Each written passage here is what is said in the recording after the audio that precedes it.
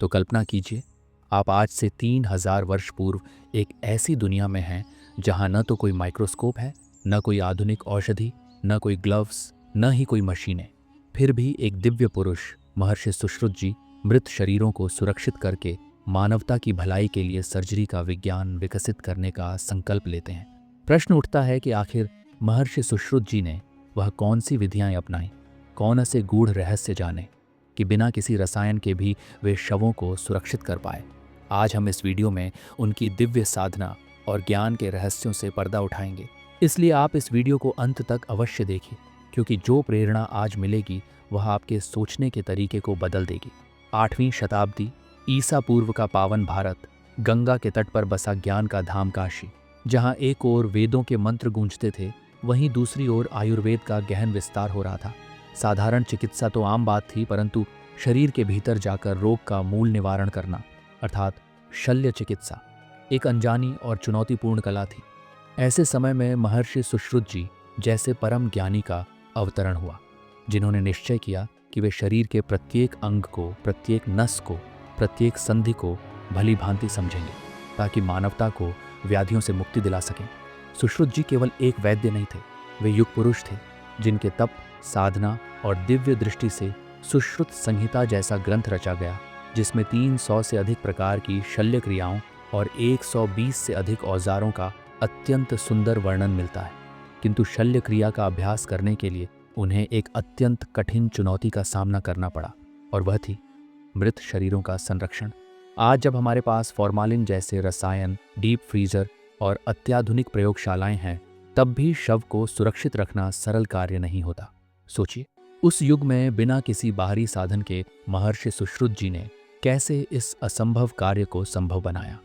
इसका उत्तर छुपा है उनकी दूरदर्शिता और प्रकृति की गहरी समझ में।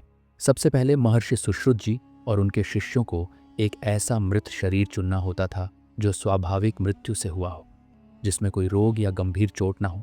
फिर वे उस शरीर को विशेष विधि से कपड़े और औषधीय जड़ी बूटियों में लपेटते थे और फिर उसे गंगा जैसी पवित्र नदी के शांत बहाव वाले स्थान पर विशिष्ट तरीके से डुबो दिया जाता था। जल में डूबे रहने से शव में ऑक्सीजन की कमी हो जाती थी, जिससे सड़न की प्रक्रिया अत्यंत मंद हो जाती थी, और बहता हुआ शीतल जल शव को प्राकृतिक रूप से शीतलता प्रदान करता था, जिससे वह लंबे समय तक सुरक्षित रहता था।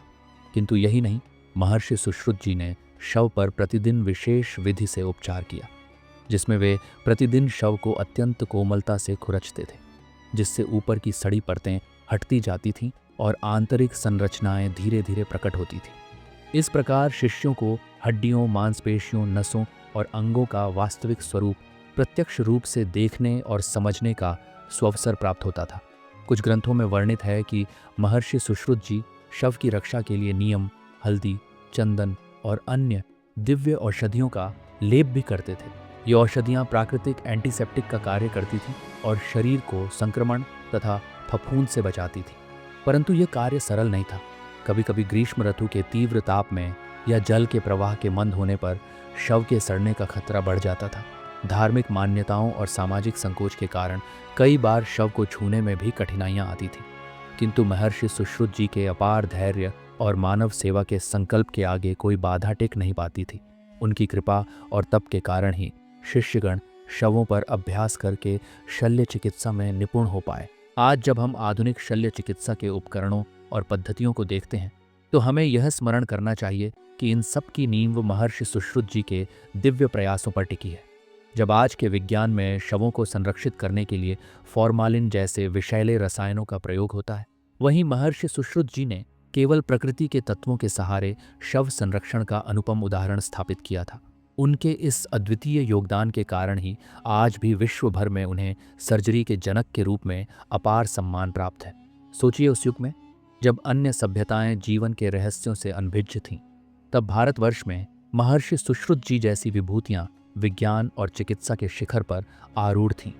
यह हमारे लिए गर्व का विषय है कि हम उस परंपरा के उत्तराधिकारी हैं। महर्षि सुश्रुत जी का जीवन हमें सिखाता है कि ज्ञान, तप, धैर्य और प्रकृति के साथ सामंजस्य से किसी भी असंभव कार्य को संभव किया जा सकता है। यदि आज का युवा भी उनकी भांति निष्ठा और साधना का मार्ग अपना ले, तो हम पुनः विश्व गुरु बन सकते हैं।